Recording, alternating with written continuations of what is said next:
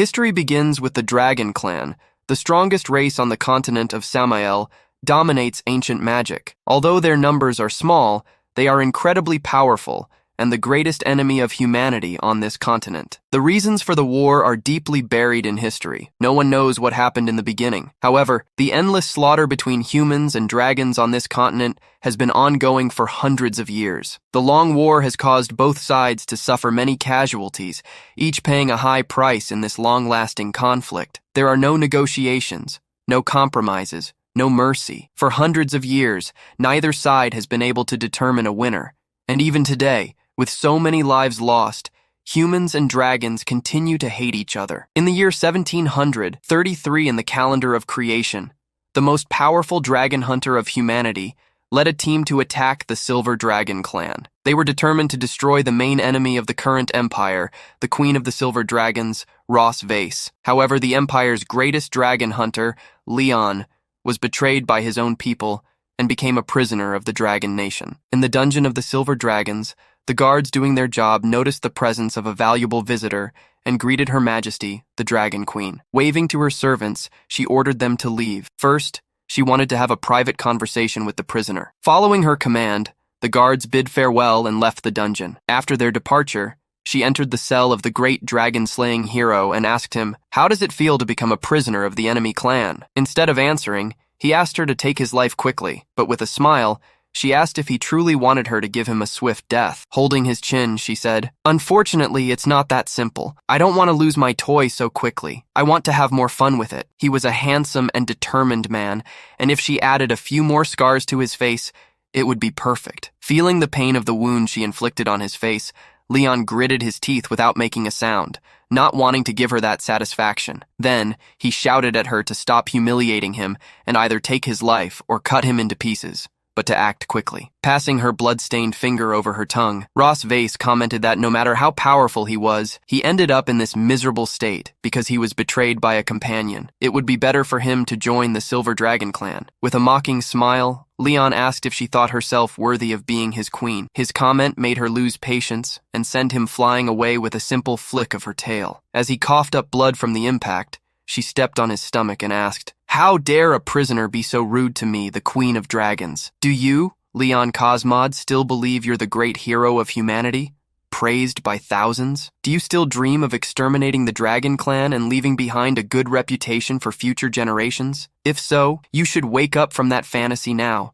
because you're just a worthless, ungrateful prisoner who will die in this filthy cell. Maybe," she continued, "you could have given your descendants the chance to enjoy wealth, but unfortunately you have no heir, so that day will never come." Despite his miserable situation, the hero's willpower didn't wane. He warned the Dragon Queen not to underestimate humans. Irritated by his stubbornness, she wrapped her tail around his neck and began squeezing slowly, enjoying his expression of pain. When he was about to pass out, he called out to Her Majesty. Excited, she asked if he was ready to beg for mercy, but unlike what she expected, he said she made two mistakes from the start. First, you shouldn't be alone with the most powerful dragon hunter ever trained.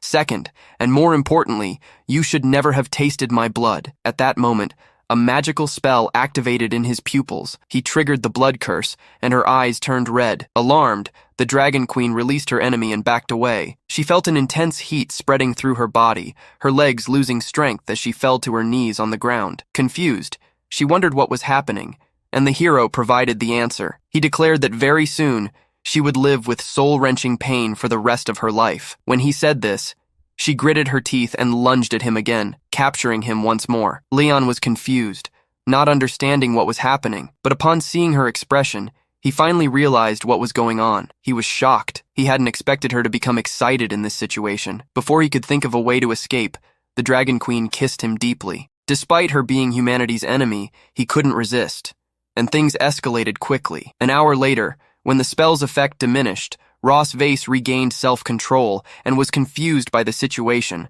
but in the next moment, she was filled with rage and demanded to know what he had done to her. Though she threatened him with her tail, he wasn't afraid, and calmly explained that the blood curse is a forbidden technique that can only be used once in a lifetime. By tasting his blood, a soul connection was formed between them. When he dies, the curse will bring her endless pain. Not wanting to accept this reality, she screamed that it was nonsense. If this spell takes effect after his death, then what had just happened? He replied that it was an accident. He always thought the pain caused by his death would be the manifestation of it all. He hadn't expected that its side effect would be that. Embarrassed, she ordered him to shut up. But he ignored her and remarked that, as far as he knew, dragons followed the rule of monogamy. After his death, the great silver dragon queen wouldn't be able to find a new mate, let alone leave descendants. She wouldn't even be able to explain to the dragon clan why all of this happened. The effect of this forbidden spell far exceeded his expectations. Mocking her even more, he asked, "What was it that you said earlier? That I wouldn't have an heir? Well, now you won't either. There won't be a successor to the royal line of the silver dragons." Losing patience, Ross Vase lashed out at him again. Though feeling her murderous intent, the hero didn't retreat and told her that if she wanted to take his life, she didn't have to do it herself. He would die soon enough. Even though his death was near, he was happy knowing she would live with hatred for him and pain throughout her life. This was his curse upon her as a human. After saying these words, he lost consciousness. Seeing this, the Dragon Queen regained her composure. She asked, "Who do you think you are, to die after avenging yourself in such a despicable way? I won't let you go so easily." While saying this, she activated a dragon spell, and a tattoo appeared on the chest of the dragon hunter. Leon Cosmod was a legendary hero, a dragon exterminator. When he was 5 years old, he killed his neighbor's rabid dog with his bare hands. He was stopped by a top dragoner passing by and was accepted as his apprentice. At the age of 10, he entered the Imperial Academy of Dragon Exterminators for further studies, and 4 years later, he graduated as the youngest and highest-rated student in history. At 15, he set foot on the battlefield to eliminate dragons, slew numerous dragons, reclaimed territories, and achieved countless military victories for the Empire. Leon is known as the strongest hero, the greatest dragon hunter, and the only hope of leading the Empire to victory and ending the war. But things went wrong along the way, and he ended up becoming a captive of the Dragon Clan. 2 years have passed since Leon was captured. After spending so much time in a coma, he finally opened his eyes. It seemed like he had woken up from a nightmare. After calming down a little, he looked around and wondered where he was. While feeling confused, he heard the door to the room open, and a cute little girl appeared. Happy that he was awake, he was surprised to see such a cute little girl. Because of her, he ended up having a misunderstanding. He got it all wrong and started thinking that because he had made a great contribution to humanity, he had entered heaven, and she must be the legendary angel. Confused, the little girl asked, "What is an angel?" Instead of answering, he greeted her and asked her name, and the girl replied that her name was Anna. While praising her name, Leon wondered in his mind why the hair color of this angel was so strange. Black and white hair. The little girl added that her mother said her name means moon. While wondering if angels also have mothers, he introduced himself, saying his name was Leon. To his surprise, little Anna cheerfully said that she knew Leon means lion. Surprised, he asked who taught her that, and the little girl replied that it was also her mother who told her that. His curiosity piqued. He asked who the girl's mother was, and she sweetly replied that her mother is Ross Vase. Naturally, this revelation shocked the protagonist, making him worry about the possibility that scares any man after a good time. To his dismay, Anna confirmed his worst fear. She revealed that he is her father. This was the most shocking revelation he had ever had in his entire life. This cute little girl was actually his daughter with the Queen of Dragons. When he heard Anna call her mother, he snapped out of his shock and looked in the direction of the culprit behind his situation, seeing Anna calling Ross Vase Mom and saying that Dad has woken up. After doting on her daughter a little, the Dragon Queen congratulated him on finally waking up, and the little girl innocently commented that her mom must be happy to see Dad awake because she visited him every day. With a malicious smile, she said her daughter was right. Of course, Leon didn't believe it. Ignoring the angry face he was making, she asked her daughter to leave first and play in the garden, saying she had something to discuss with her dad. With the girl gone, the protagonist asked if she was really his daughter, and the Dragon Queen replied that she is their biological daughter. Indignant, he said that she hates him. So why did she give birth to a child of his, and why did she save him? She answered that he had been sleeping for 2 years, and she couldn't just leave it at that after what he did to her 2 years ago. Without wavering, he asked if she thought he wanted to do that. They are different and cannot coexist. If it were in any other situation, he would never have touched her. As she got closer to his face, she smiled and asked if touching her was torture for him, and he replied without hesitation that it was, of course. Wrapping her tail around his leg, she pushed him onto the bed and advanced like a lioness after her prey. Worried, the hero asked what she was trying to do, but before responding, she ripped her blouse with a simple motion. Then, activating her spell, she answered that she was going to carve her own dragon mark on him. Scared, he told her not to do that, but his fearful reaction only made her more excited. Without hesitation, she started her fun, while saying that this tattoo would become his shame, meaning that from now on, he would be her prisoner and could never leave her. When his fellow humans saw the dragon tattoo on his body, they would think that the great dragon hunter had become a traitor and surrendered to the dragon clan. Frustrated, Leon asked why she went this far. Instead of answering, she asked if he really didn't understand. Leon thought to himself that the concept of vengeance from the dragon race had always been a difficult problem for human dragon scientists. Their revenge is an inhuman behavior, combined with extreme paranoia beyond human comprehension. Interrupting his thoughts, she revealed that she wanted him to live in this shame for his entire life and be severely humiliated by her for the rest of his life. Instead of getting angry with her revelation, he felt a strange emotion. It seemed to have something to do with her spell. Without wasting any more time, she declared that the real fun was about to begin. For the Dragon Queen,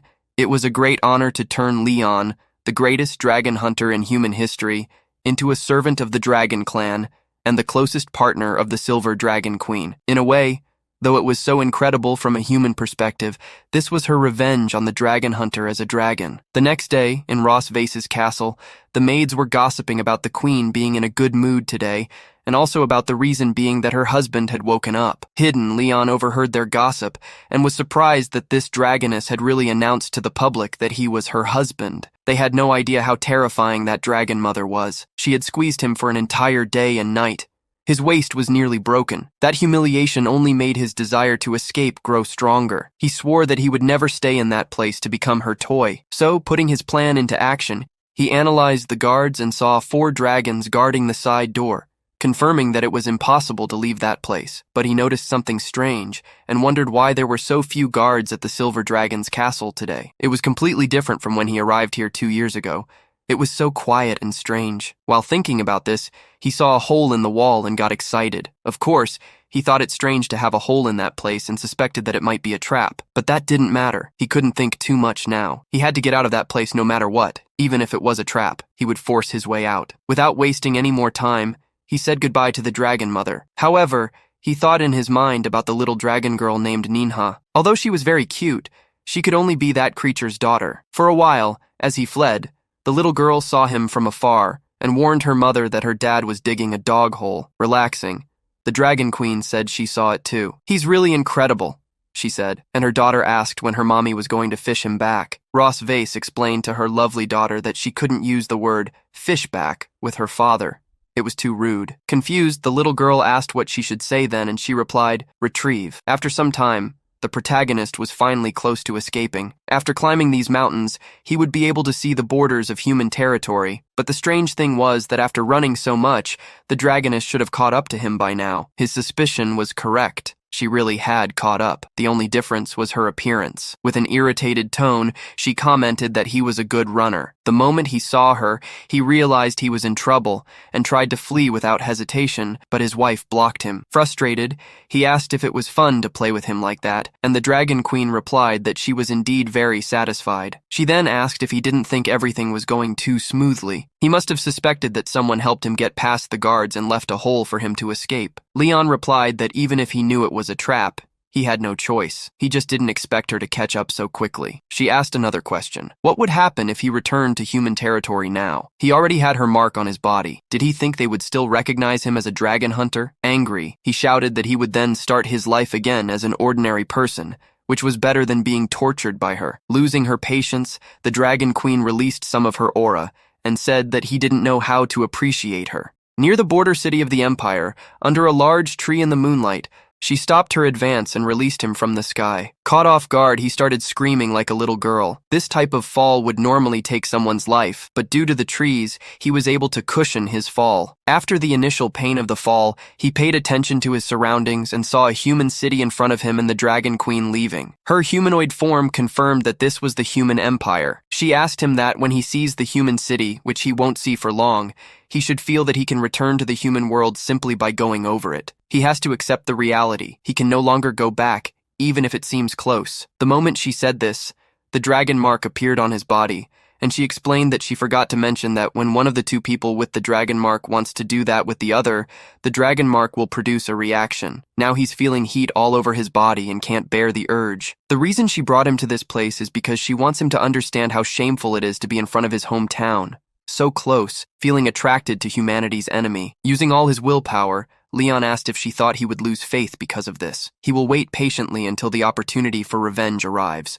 When it comes, he will repay her double for all the humiliation she caused him. His outburst of anger surprised her a little, but then she gave a beautiful smile and pressed him against the tree trunk, saying, "It's okay, she'll be waiting for him, alive or dead." The Queen of the Dragons was getting ready with a satisfied expression. She happily commented that she was very pleased with Leon's performance. Now, she enjoyed the fun she just had so much that she proposed bringing him here every month to visit his hometown. But unlike her, who was being sincere, the protagonist didn't want to admit that he was enjoying the company of humanity's enemy. Frustrated, he said that she was a female dragon with her head in the clouds, thinking about how to drain him to death, not caring if her real intentions were revealed. She began to transform into her true form while calling him to return now, as their daughter was waiting at home. But unsurprisingly, he refused her ride. As a dragon hunter, he didn't want to be caught by her as prey. He could walk alone. But spoiling his plan, she revealed that from here to the Silver Dragon Castle would take at least 3 hours flying at her speed, and would take at least 10 days or half a day for a human to walk. Despite being shaken by this revelation, he continued pretending to be strong and said that it was only 10 days or half a month. She shouldn't underestimate human endurance. Smiling at his stubbornness, she commented that she wanted to see how long he could resist. After a while walking, Leon was extremely tired, and the Dragon Queen teased him, asking if he couldn't walk anymore and if he needed help. Being stubborn, he replied that he wasn't tired, that he would never get tired so quickly. With a mocking smile, she commented that the only part of him that didn't get tired was his mouth. Her comment made him angry, but before he could argue, they heard a noise in the forest, and they looked towards the sound and saw a dragon hunter army. Excited, he thought to himself that these guys could help him get rid of this dragoness. Realizing his plan, the Dragon Queen unleashed her killing intent. Startled, he realized that if he asked for help, she might kill them without hesitation. Noticing their presence, the soldiers asked if the two were lost, and the protagonist, not wanting innocent lives to be lost because of him, replied that they were just having a moonlit date. Suspecting the couple, a soldier dismounted from his horse and explained that this forest was not a good place to walk around. There were many dangerous species and wild animals, and he offered to escort the couple. He introduced himself, saying his name was Walker, and that he was the captain of the 47th Squadron of the Imperial Dragon Hunters. Feeling a chill run down his spine, Leon thanked him for his kindness and explained that they had also learned some self-defense training and could protect themselves. He didn't want to put the soldiers at risk. Of course, he didn't say that last part out loud. Finding Leon familiar, the soldier asked if he had seen him somewhere before. At that moment, the protagonist looked back and saw the Dragon Queen preparing to attack. Without hesitation, he held her hand, interrupting her attack. Then he pulled her into his arms and responded that the guard had mistaken him for someone else. He had a common face. Only his wife always recognized him. After saying that, he whispered that he would return with her obediently, but she needed to help him get rid of them first. Acting like a loving wife, she hugged her husband. Not wanting to be a third wheel, the soldier said goodbye to the couple and left. After their departure, the Dragon Queen asked if he had hugged enough. Startled, he pulled away from her, and she, holding his wrist, commented that he was smart not to ask them for help, but he had to accept his own position. Even though they had a child, that didn't mean she was his wife. Annoyed by his refusal, he said he never thought of being her husband. Turning around, she called him to leave, saying he still had a long way to go. But suddenly, Leon began to feel intense pain in his hand, and his vision blurred. Before passing out, he noticed his palm was burned, and before fully understanding the situation, he fainted. Seeing him faint, the Dragon Queen commented that humans are very fragile. Despite saying that, she assumed her dragon form, grabbed Leon, and threw him on her back, flying towards her territory while saying that this time she would consider it a plea for mercy. Later, at the Silver Dragon Palace, Leon woke up after a good night's sleep and was greeted by his daughter. Confused about what was happening, he wondered how he had returned to this place, and the girl responded that it was her mother who brought her father back. Upon hearing this, he began to imagine himself being captured like prey. After this terrifying image, he noticed his hand was bandaged and asked who had treated his wound. The little girl, wanting to be praised by her father, responded excitedly that she was the one who bandaged him. Upon hearing this, Leon thought to himself that dragons were caring even from childhood. Although Anna had obvious dragon traits, she wasn't hostile towards him and completely treated him as her father. He wondered if it was because she was a hybrid of human and dragon. Despite his doubts, he couldn't deny that she was extremely cute. He affectionately patted her head and praised her for the great bandage. Happy with her smile, he said that she was so cute, but when she grew up, she shouldn't be like her mother. To his dismay, the Dragon Queen had been watching him for a while and asked what was wrong with being like her. Startled,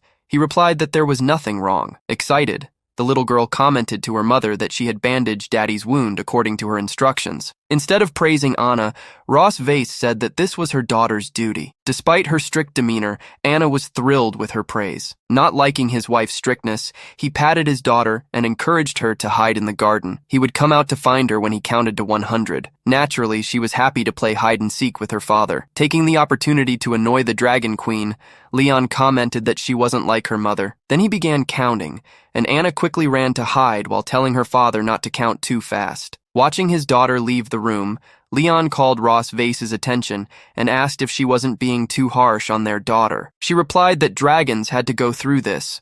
Only by being strict with their children from a young age could they raise strong warriors. Not liking the dragon's parenting style, he said that their daughter wasn't entirely a dragon. Besides, she was too cute, and she couldn't deny that. Not liking his words, she said that her daughter was a dragon, and cute was a derogatory term for dragons. Acting as if he were attacking, he complimented her, saying she was very beautiful too. Losing her patience, she grabbed his shirt and shouted that he was just a servant. To vent her anger, he should stop trying to act like her real husband. Instead of getting irritated by her arrogant attitude, Leon made a puppy dog face. This expression made her anger fade, and she said it was good that he understood. She was the queen of the Silver Dragon clan, and she had many governmental matters to deal with, so the task of taking care of the children was left to him. Then she whispered in his ear that the little girl liked him. Later in the courtyard, frustrated, Leon imitated the Dragon Queen and commented that she talked as if dragon hunters weren't busy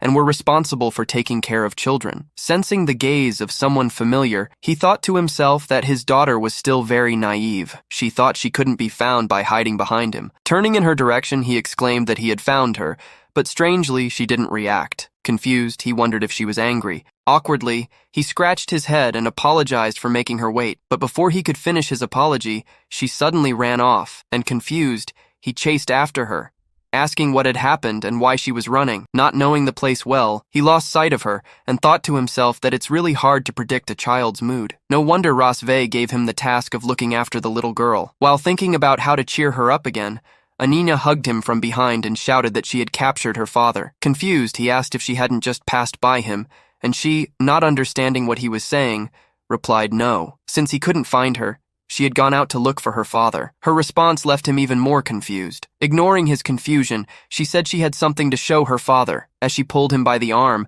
a little girl identical to Anina watched them walk away. A few minutes later, Leon was watching Anna drawing with a smile on her face and thought to himself that it's actually nice to have a daughter. It feels like his soul is being healed. He vowed in his mind that sooner or later, Daddy would help her escape the clutches of the Dragon Queen. Finishing her drawing, Anina ran toward him and showed him that she had drawn a family portrait. Finding her extremely cute, he praised her for the amazing drawing and declared that she was worthy of being his daughter. But his happiness didn't last long. Confused, he asked Anna why there were 2 children. And she replied, "It's my sister, of course." He was shocked by this revelation. Turns out, not only did he hit the bullseye with 1 shot, but he hit it twice. He quickly realized that the little girl he had seen in the garden must now be his other daughter. He had called her by the wrong name. No wonder she was angry. Trying to cheer up her father, Anina said she didn't think her sister was mad, just a bit shy around her father. Finding her comment plausible, he said it made sense. After all, They didn't know each other well, so it was normal for her to be shy around him, and it's not his fault for not being able to tell them apart. It's all the Dragon Queen's fault for hiding this little girl from him. He needed to ask her the truth. Meanwhile, in Ross Vase's office, the Dragon Queen was reading clan reports, when suddenly a little dragon approached and informed its master of something. Moments later, Leon entered the office without knocking, and she asked where Anna was. He replied that she had gone to play with her sister. Extremely angry, he said she was good at hiding things and asked when she was going to tell him that he had an older daughter. With a mocking smile, she asked if he didn't already know that. Despite her sarcasm, he said he had to thank his wife. Giving birth to one child is hard enough. He didn't expect her to have given birth to two. His wife had worked so hard. When he returned to the Empire someday, he would definitely write her name on the family tree. Calming his anger, she asked if he knew why she hadn't told him about the existence of his older daughter. He replied that he thought she was jealous of his closeness to Aninya, so she deliberately didn't let Noah meet him as her father. Instead of confirming whether he was right or wrong, she asked if he was so eager to meet her. With a confident look, he replied, who wouldn't want to meet their daughter? He wasn't like her, a cold and severe mother. He wanted to build a good relationship with her. With a mysterious smile, she told him not to regret that decision. A little later in the kitchen, Leon, holding a knife in his hand, mentioned Ross Vase's name and started laughing like a madman. Then he declared that he would fool her today. Leon's first step to getting closer to his older daughter was through her stomach, with delicious food. He used to make this cream stew frequently for the team, and everyone who ate it said it was good. The sweet flavor was also suitable for children. Although it had been 2 years since he last cooked, the food wasn't bad. His cooking skills weren't rusty. He was confident that this flavor would certainly win over Noah. He started fantasizing that she would say she loved the food her father made, and while lost in his fantasy, the maid cheerfully commented that the prince had just recovered from a serious illness and was still cooking for his family. He was truly a good dragon male who cared for his family. As she said this, she saw Her Majesty approaching and greeted her. The Dragon Queen declared that they didn't need to wait for orders at dinner tonight. They could rest. After thanking Her Majesty, they left. As they departed, Leon remarked that they arrived just in time. Excited, Aninya exclaimed that the food smelled delicious. Seizing the moment, he said he had heard they both loved meat, so he made a stew and a special steak for them. He thought that would be enough to capture their interest. He wondered if she would feel his fatherly love, but to his surprise, Noah completely ignored him. Feeling crushed, he wondered in his mind why things were different from what he had imagined. That female dragon already knew this would happen, so she hadn't allowed him to meet Noah. As he was left wondering how to win her heart, the Dragon Queen said that since this was his daughter's first formal meeting with her father, she should introduce herself. Obeying her mother, she approached her father and said, I am Noah Kamela, the eldest daughter of the Silver Dragon Queen, Ross Vay. I am 1 year and 2 months old. Dragons are an immortal race, and dragonlings grow faster than human children. That's why they appear older than 2 years. Trying to be a good father, Leon greeted his daughter, revealed his name, and declared that he was her father. The second step for Leon to get closer to his eldest daughter was to say hello politely and leave a good impression. But this plan didn't work either. Worried, he wondered why this girl was so cold and if she held a grudge against him. Noticing her father was sad, Aninya asked her older sister to talk more and not embarrass Daddy. Instead of heeding her little sister's request, Noah said he seemed so weak and asked if he was really their father. Her words hit him hard. He didn't expect to have a daughter with such a sharp tongue. Leon's career as a father was facing its first crisis. A few minutes later, the whole family gathered at the table. Family dinners are the best occasion for family members to talk and communicate, but now it had become the most tormenting moment for Leon. As his anxiety grew,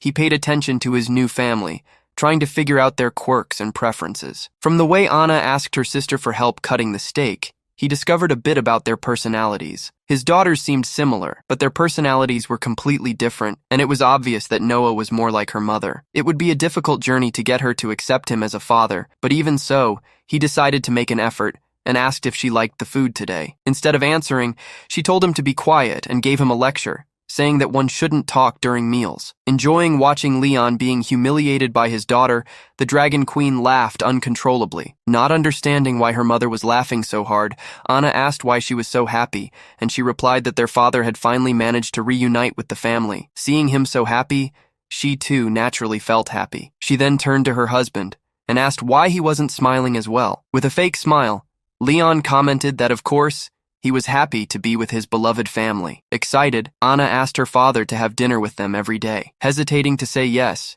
He thought to himself that he didn't want to eat with this female dragon every day, but without needing to refuse his daughter's request, Noah spoke up, saying she didn't want that. Confused, Anna asked why, and Noah responded that she wanted to study in the Department of Young Dragons at the Sacred Heart Academy. The Dragon Queen explained that the Young Dragons Department of the Sacred Heart Academy was full of dragons who were 4 or 5 years old. She then asked her daughter why she was so eager to enroll, and Noah replied that it was because she wanted to defeat more dragon hunters. While wiping his mouth, he thought to himself that it seemed this brat wanted to defeat him, her own father. After cleaning up, he said that dragon hunters were all very brave, and that she was still too young, and she would end up getting hurt. With a look of disdain, Noah told him not to treat her like a little girl. Of course, no matter how much he looked at her, she was clearly still a little girl. To make him even more uncomfortable, Rossov commented that Noah's idea was very good. The sooner she learned the skills, the sooner she could fight the dragon hunters. Smiling, she asked for Leon's confirmation and then asked if he had any hidden reasons for stopping her from attending the academy. Frustrated, the protagonist thought to himself that if he continued to oppose Noah,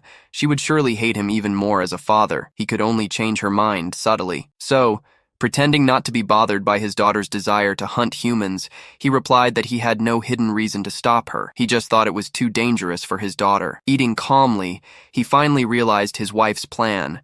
This female dragon wanted to use Noah to attack him mentally during this dinner. Her evil plan made him extremely angry, and he promised that she would receive a punishment later. Ignoring his murderous intent, she said that since he agreed, it was happily decided. The entrance test for the Sacred Heart Academy would be held in a month. During that month, he would help his daughter prepare. Despite not liking the part related to her father, Noah thanked her mother for accepting her request. After the family dinner ended, little Anna innocently showed how round her belly had become after eating so much. While the two sisters played, the protagonist called Rosve and commented that the dishes hadn't been cleaned yet. Confused by his comment, she said that servants would clean the dishes, and there was no reason for her to do it. Disagreeing with her, Leon said that after dinner, the couple should clean and wash the dishes together. That's the proper way to end a family dinner.